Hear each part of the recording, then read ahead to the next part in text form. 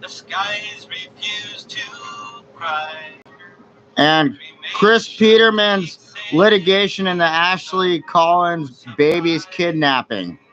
See, my mom, when I went to jail, thought she was working with the cops and working with the Gray family when I was in the jail to set my dad up for being a negligent informant on the kidnapping of Ashley Collins' kid.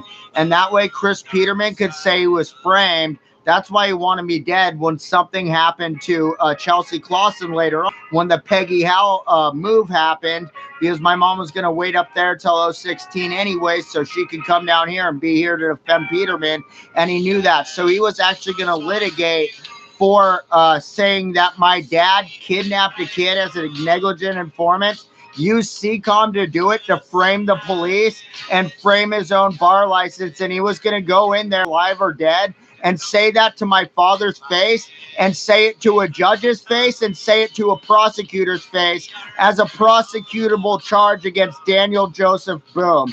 And he thought that while I was in jail, that he could do this to my father. And he thought it was fun. While I was in jail with her boyfriend or husband at the time, who kidnapped the baby, and they got the kid back and whatnot, he still got charged with the crime.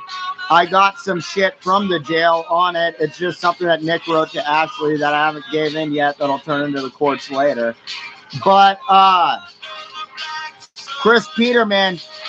Oh, and also, Ashley has John Berg, Chris Peterman, just to let you know. Do you know why? Yeah, I hope you do, you fucking idiot, for trying to frame my father. Because you didn't get framed on shit by saying you were framed. You framed me inside of a jail, an entire jail system using my contracts, and framed my dad to have him not only try and kidnap your informants, the Boyd's kids, but also try and fucking have my dad murdered because you expected that you were going to molest a baby in Crossroads on a bus during a trip.